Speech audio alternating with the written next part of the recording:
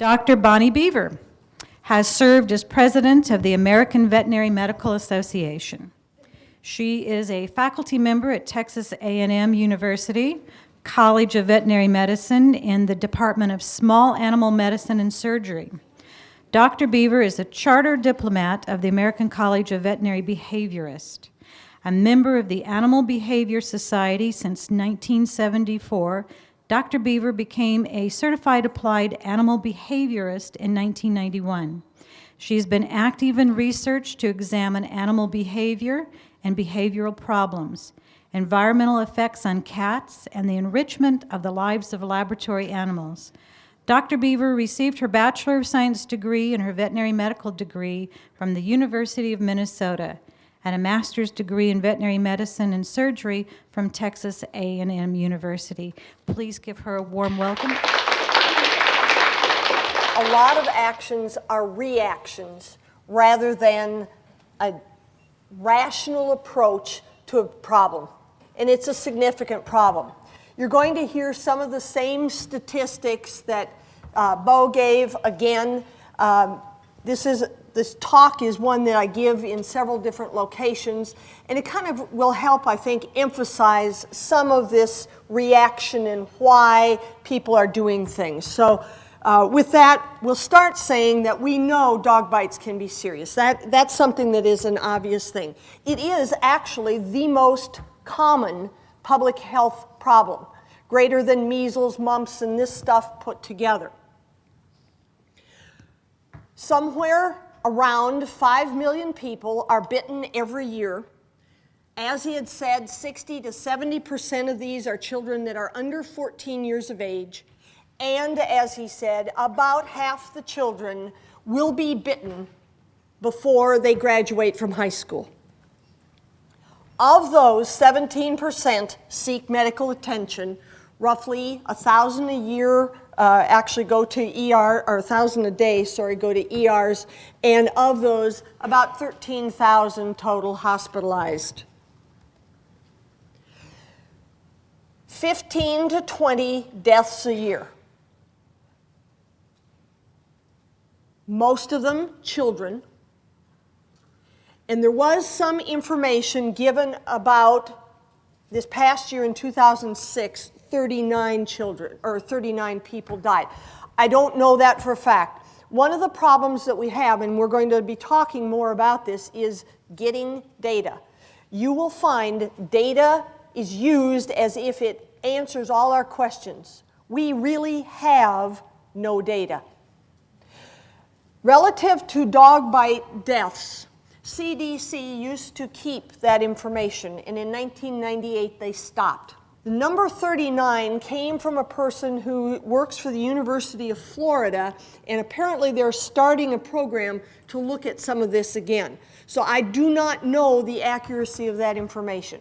I'm hoping that that's a hiccup, but as population in this country grows, it stands to reason that we have dogs, we have people, we will have very unfortunate situations. If you go to the CDC website and look at non-fatal injury data for the year 2005, we find a number of interesting things. If we look at the dog bites, in total, dog bites represent the 9th most common problem in these non-fatal injuries overall. If we look at the children, the incidence of these injuries in children, which is this column over here, and then look at the percent of the child injuries versus the percent of total injuries, the numbers in red, you will find it's a higher percent, indicating that children are more predisposed to having dog bite injuries, for example, than is the population as a whole. So children have a higher susceptibility to certain types of injuries and illness for a number of reasons. Dog bite injuries also are costly. They cost insurance companies money. They cost them certainly for hospitalization and medical types of injuries. They cost workman compensation injuries. In 2001, 22% of the claims for workman's comp, roughly $2 million worth, was for dog bite injury. Over $1 billion, this is a figure several years ago now, as Bo had alluded to, about $1 billion a year in homeowners insurance. So you think these companies might be getting just a little concerned. I recently changed a policy on my home and ranch, and it changed in changing the company because the one was no longer writing it. One of the questions they asked, do you have a dog? What breed is it? Has it ever shown aggression?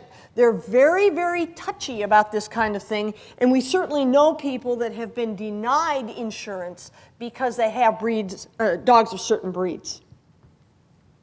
Now, the problem relative to breeds was really emphasized not too long ago in the Ontario province in Canada. And they actually proposed, because of their attorney general, which is kind of like their governor made the statement, I am convinced that pit bulls are ticking time bombs. I am convinced that they are inherently dangerous animals. So he said, we're going to pass a law that bans pit bulls. And in fact, they did in 2005. Now, one of the Canadian system, as probably some of you know, is a little bit different than ours, in that if you belong to the party of the Attorney General, you will vote for anything that he says. Because if you don't, if it's really, really severe, you might vote in an opposite way if you really believe that, but you probably won't get elected the next time around. So there's a strong incentive to support whatever that Attorney General says. Okay, that's one of the reasons the law got passed. If we look at specifics relative to this situation, I think it's important to recognize that in Ontario, the definition in their law of a pit bull is a pit bull terrier, a Staffordshire bull terrier, American Staffordshire Terrier, and American Pit Bull Terrier, and a dog that has an appearance and physical characteristics that are substantially similar to those dogs referred to above. What the heck does that mean? Now we've got an interpretation problem, a significant interpretation problem. And it does not take into account that the people that breed purebred dogs, the registered dogs they're talking about, are not the dogs that we have problems with. They're the most conscientious of the breeders. But they don't care about that. That's information they didn't want to know. So we look at the information that we do have from Canada, and this comes from their public health agency. We find some very interesting things. Okay, here's this inherently dangerous pit bull, according to the Attorney General. Of records on dog bites, 385 records, including 278, which specified the breed of the dog as whatever it was determined. There were 50 breeds, 33 types of mixed breed. Highest incidence, German Shepherds. Second highest incidence, Cocker Spaniels. Tie for second highest, Rottweiler. Fourth, Golden Retrievers. Sorry, Bo. I don't see a word pit bull showing up here yet. It didn't. 71.6% of the bites of the dogs had not bitten previously. They were first bites. No obvious warning. Now, obvious means the owner was ignorant and didn't recognize it, chose to ignore it, or whatever, but it was not something that was identified as having a problem. If we look at the Canadian data on fatal dog attacks from 74 to 2005, 80 dogs involved in 32 fatalities, so very few fatalities, just over 10 a year, or 30 years, one a year, Not very many. 40 of them were Huskies and Husky crosses. 8 of them German Shepherd and crosses. 9 of them Rottweilers, Rottweiler crosses. 4 pit bull types, and then a variety of other things. Where's our epidemic?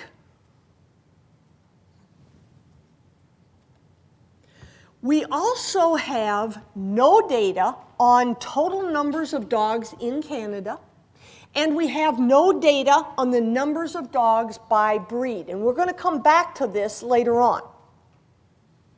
All we know is the dog bite data, and they probably do a little bit better job than we do. Okay, US. If we look at fatal attacks, and this is going to be roughly the same period, but this is 79 to 98. So roughly a 20-year period in here. There were 238 fatal attacks in which a breed was identified, however it was chosen. That included purebreds of Rottweilers, the highest number, Huskies, Malamutes lumped together, German Shepherds, Dobermans. It included mixed types of the pit bull type, wolf hybrids, and just general mixed. So there's a lot of different variety here. What nobody seems to bring out is from the years 1993 to 1998, which is when CDC stopped doing dog bite statistics, Rottweilers were more than twice as likely to bite than were the, quote, pit bull types. That's not important. Now, also putting this into perspective relative to death, a fatality is a tragedy. There is absolutely no question about it. But of the causes of childhood death, dog bites are a very small portion. The real problem is the dog bite, not the fatality. Fatalities are tragic. Dog bites are tragic. But it's the dog bite that is the issue. So, let's look at data. Ooh, we love data. Numbers. Numbers are good. So, we don't have numbers. So I went to the Texas Department of Health. One of my colleagues there, a veterinarian, they've done a number of studies. They collect information. And it's voluntary input. There's number one problem. It's voluntary. So let's look at the data from 2002, Texas, just in my state. 364 serious dog bites. The problem is serious isn't defined. Okay, serious dog bites that was reported to the Texas Department of Health involved 23 breeds and crosses. And of those, 9 of them represented almost 3/4 of the bites. So the breakout then, pit bull crosses about almost 20%, chows and chow crosses about 11%, and so on down. Sounds good. Let's see, I've got to watch out for those dachshunds too, I guess, huh? Collies, oh my, okay. Now, let's look at the flaws in this data. And this is what people that present, I've done it in court, I give numbers. I don't give the flaws of the numbers, I just give numbers. But let's look at these numbers. All this data came from 88 out of 254 counties. Now, how accurate is that? And Harris County, which is Houston, did not report. Oh, no. So you know this is major flawed data.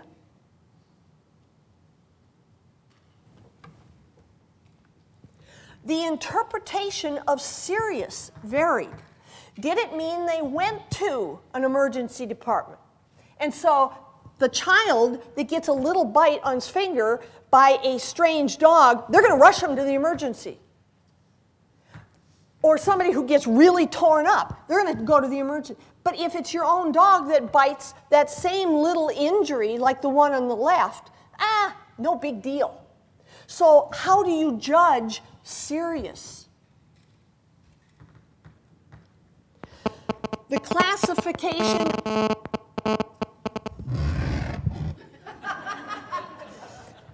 Somebody is speaking to me.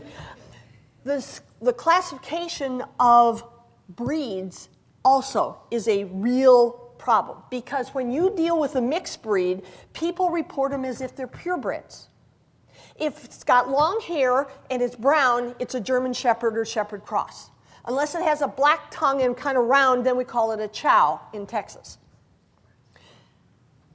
It may not have any of that breed in it at all. We also, in the US, have no data on numbers of dogs. We estimate, and that's all it really is. We're estimating maybe 62 million dogs in the United States. Sounds good? We have no idea on the numbers of dogs in each breed.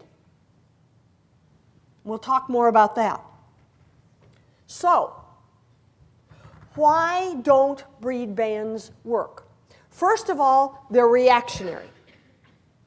The point is we want to punish because something horrific happened. Because of that, then, we get into reaction mode. So if I can do something, I can pass a law. Doesn't mean the law will work. As an example, last week I was at a Senate hearing in Texas on a punishment bill for severely mauled or fatal injured persons by dogs roaming off their property that have had a long history of inappropriate care. In listening to that kind of thing, people would get up. Invariably, the victims of dog bites were getting up and they were talking, pass this, pass this. And it was interesting because of the approximately 10 people that spoke to get it passed, and almost all of them had had a bad experience with a dog biting or some type of dog-related injury. Only about 3 would have actually been impacted by that law. But they were there speaking, and it's as if all this emotion, oh my gosh, I was attacked by a dog, you need to pass this law. It wouldn't have affected you. So there's an emotional reaction. We've got to do something, so we'll pass a law. What these victims said over and over and over again, I called animal control. They wouldn't come till the next day. I called animal control. They wouldn't do anything about it. I called animal control and they said, we don't have an interest in a threat. Only if the dog bites you. What's happening is we've got laws on the book that are not being enforced. We don't need more laws. We need to enforce what's there. So, let's look at some of the other reasons that breed bans don't work. This is an interesting study that was reported in the journal Injury, and it was done in Scotland. In 1991, in the UK, they passed a dangerous dog law that banned certain breeds. So this is a proactive study to look at what's the rate of incidents coming into this emergency department before this ban goes into effect, and what's the rate of injury that comes in after this ban has been in place for a while. So it looked at mammalian bites. From October 91 through December 91, the ban took effect January 92. Of the first 134 bites that came in during this period, 99 of them were caused by a dog. 6 of those bites were done by what they called their dangerous breeds, which included 3 pit bulls, 2 Dobermans, and 1 Rottweiler. Okay, so 6 out of the 99 were dangerous. From November 1, they waited a couple years to January 31, 94. They had to skip a month for other reasons. 99 bites out of 134 were caused by dogs. Same number, identical number. So we haven't changed dog bite numbers because we changed the law. Then if we look at distribution, 11, not 6, 11 bites occurred by dogs that were in this dangerous dog category. So the number of bites by dangerous dogs increased, even though they're banned. The only decrease was interesting. There were less people bites of people biting people. So pass a dangerous dog law and the bites by people will go down. Well, maybe not. We do not know the extent of the dog bite problem. Mild bites are treated at home. Emergency room data is not always available. It isn't a mandatory reporting. The insurance industry has data, but they don't make that available. It is the #1 homeowner's claim. They will tell you that. And each company has their own list of breeds that they ban. And they don't share that, and they don't, oh, we don't have a list. Yeah, you do. Poor breed identification, major problem, because it isn't accurate. Now, 50% of the dogs in the United States are not purebred dogs. And not all purebred dogs are registered dogs. Canada, at least, requires microchipping or tattooing of purebreds. We don't even do that. But the media is the worst about it. They identify dogs as if they are purebred. So it puts a bad name on a purebred when, in fact, that dog has nothing to do with being a purebred. And the media is really, really bad. Follow-up studies have shown over and over again that that breed that was identified in the newspaper is not what it was. There was a classic one not too long ago in Harris County, just north of Houston, where an attack occurred by 2 dogs identified right away, man, pit bulls. Then they showed the picture. That's not a pit bull. That's not even close. That's just a big mutt. Yorkie Terrier, no. Okay, so now we look at what's the problem with the definition of pit bull. Well, we don't define it, and this is one of our problems. There's no genetic test currently to separate breeds. Now, this is changing, but how many humane group or animal shelter animal control officers and their agencies are going to send in a DNA sample to find out if this dog that bit or killed is in fact breed X, Y, or Z? They're not going to do it.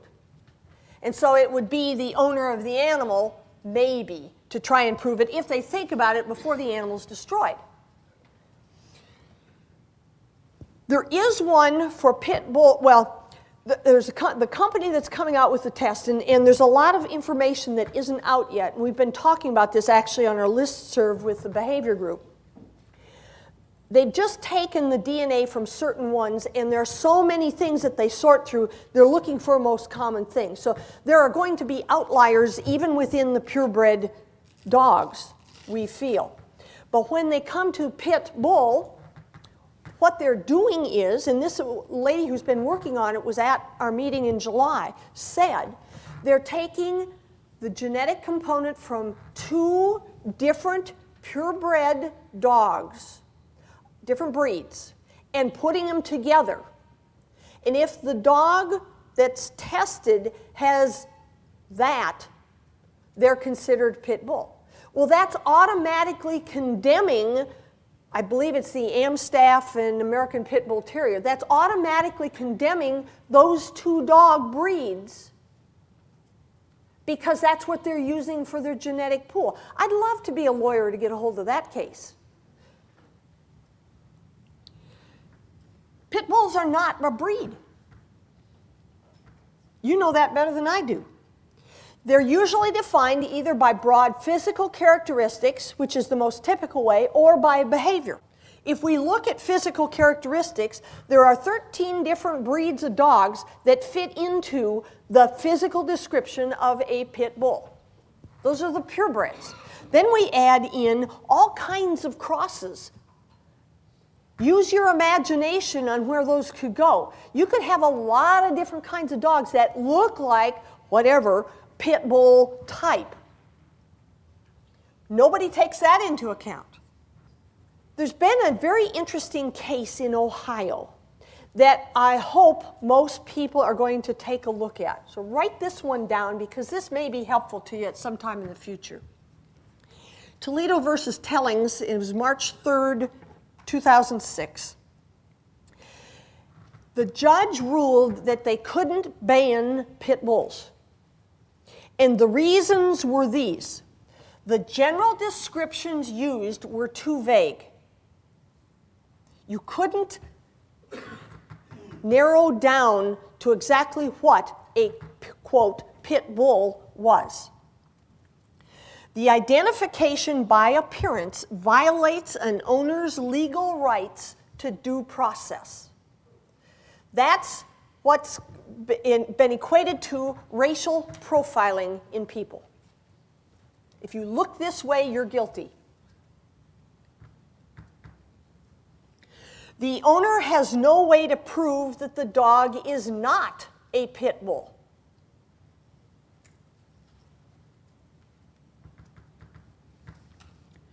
The dog is considered guilty without proof it will ever injure anyone. If we have 5 million dog bites in the US each year, and we have 60 million dogs, that means we have 55 million good dogs. Nobody seems to remember that. Now, we all know that dog reputations change over time. Breed popularity changes. All we need is some Hollywood star to get something, or some television show, or some movie, right? So they're bred. Now we get the Cocker Spaniel gets popular. So all of a sudden, everybody's got to have a Cocker Spaniel. So now all the indiscriminate breeders start breeding for appearance. They don't care how they behave, so they can sell their dog for big bucks. Thank goodness at least they're looking at designer dogs that are crossbreds and don't have some of the devastating effects on breeds that happens when we get popularity. Cocker Spaniels in the last, 30, 40 years have been really popular, destroyed their personalities. Then very carefully breeders got them back to be really, really good dogs. Dalmatians, 101 Dalmatians. I know you guys shudder every time that movie comes out in a different form. And you watch the Dal breeders get up, don't buy a Dalmatian. They're begging the public and getting a hold of the media. Dobies. We ruined the Doberman. Dog bite reports, if you actually look at just bite reports that are taken, parallel the popularity of dogs. And so we know that, as dogs become popular, that's what we see. The other thing is we have no population data. So, how can you say that this thing bites more? Let me give you an example. Licensing and vaccination data is not valid because the poor owner who doesn't do a good, conscientious job doesn't vaccinate routinely. They usually don't license their dog. We're going to come back to that point too. Biting dogs are, in fact, less likely to be licensed. All dogs can bite. Provocation is difficult to prove. How do you know that the kid that's now 3 blocks from home, and I was in on a lawsuit like this, was killed by a dog that was in its own yard? How do we know that her running past that dog may not have triggered predatory chase? And then when the dog caught her, she starts screaming, and now it really kicks in the kill mode. We don't know that because there was nobody there to witness it. Going back to the statement, never should a child be left alone, unsupervised, with a dog. They just shouldn't. Large dogs do more damage. Whether it's a single bite, and if you're dealing with a little body or a frail body, they're going to have more serious injuries. And we know that the big dogs have been popular. So you have big dogs as a large number, you're going to have more bites by big dogs. Not because they're meaner. We also have no data on the incidence of bites by breed.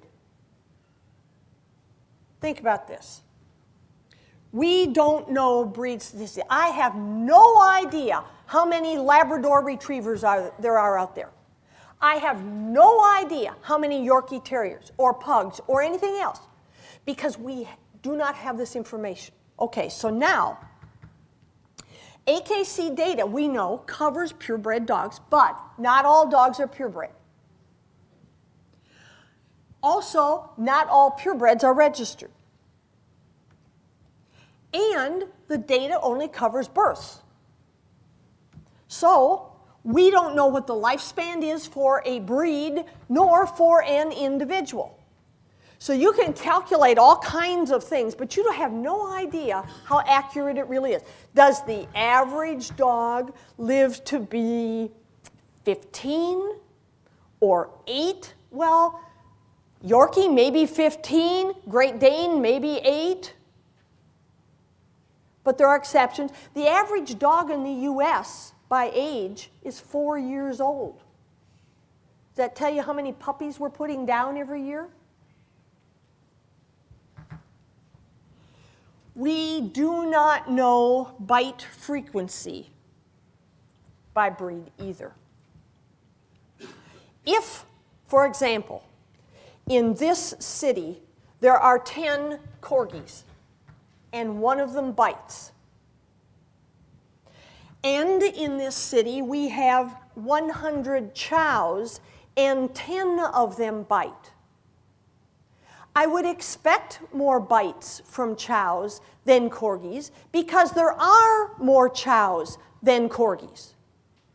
But we don't know how many of any breed is in any particular location. So the actual risk exposure is unknown. We know that the media, bless their dear hearts, who are right to a 6th grade level, which tells me something about the media, highlights certain breeds. So it gives the public the impression that certain breeds are more dangerous. If it's a pit bull, it's on page 1. If it's a Yorkie, it's on page 12. And they never correct the errors. Oh, I'm sorry, it wasn't a pit bull, it was a chow. You never see that in the paper. There are other contributing factors to bites, and these were a lot that Bo had mentioned. Heredity. We know that there can be within breeds and within the generic dog population certain lines of dogs that are nasty. And conscientious breeders work very hard to keep that out of their lines. I worked with a golden retriever breeder that came down with an owner because there was a dog that was starting to show aggression, and she wanted to make sure that it wasn't something that was in her line. And she could provide information about her line. The comments about the English Springer Spaniel and those kinds of concerns, those are real. Those are concerns that good breeders worry about. And I want you to think about something, those of you that show dogs. We're often showing our really outstanding ones as young dogs, so they're not fully behaviorally mature. And we want a presence in the show ring. Could that presence maybe develop into something later on that isn't highly desirable? Look what line has won 3 times in Westminster in the last, 10, 15 years of Springers. We fail to take into account the victim's behavior, as he had alluded to. We know that boys are bitten more often. We know that they're bitten more between the ages of 5 and 9 years of age. We know that it occurs primarily in the summer and on weekends. Accessibility, that makes sense. We know little boys play rough and run and scream a lot. So are they, in fact, attracting? Do their screams sound like wounded prey and trigger something in some of these dogs? We know that 85% of the bites occur in the dog's home location, whether it's the yard or the house, and that 75% of children are bitten by a neighbor or a friend's dog, a known dog. We have owner-related factors that are not taken into account. This is where responsible ownership thing becomes important. How well was the dog socialized to small children, to people, to other dogs? What kind of training and play behavior was encouraged or allowed for that particular dog? How does the owner take care of that dog? Well, we know that dogs that bite are more apt to not be licensed, not be current on vaccinations, be intact males, and be chained in yards.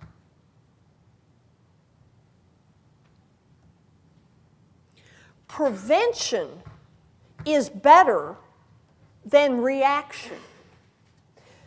The results of the task force that Bob brought some, you can also get them on the AVMA website. They're free. You can download them.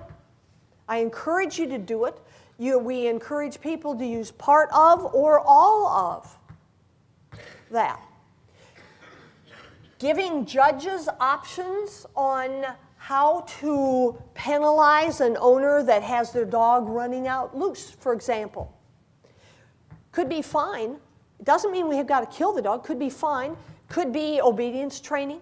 Could be owner responsibility training. Could be community service. There are a number of options that should be available within communities. But it's also important, as was pointed out very clearly in the Senate hearings last week, is we need to be sure that the animal control officers in these communities have appropriate funding and are allowed to do their job. Several years ago, some of you probably know more details than I, but the Seattle area or one of the communities in that general area decided they were really going to clamp down on roaming dogs. And so they made a big push. They brought in more animal control. They brought in more cages, all the equipment that goes with it. They told the public, we're going to do this. They educated the public. They caught fewer dogs that week than they did in a normal week. It's people that just turn them out. Let them run. Let them roam. Or people that have fences that are breaking down and so on. So here's at least a technique that can be used and incorporated into communities proactively to make owners more responsible. The state of Nevada used a similar program the whole state, and had a significant reduction in dog bites when they put that into effect. So here's a way to be proactive rather than reactive. Thank you.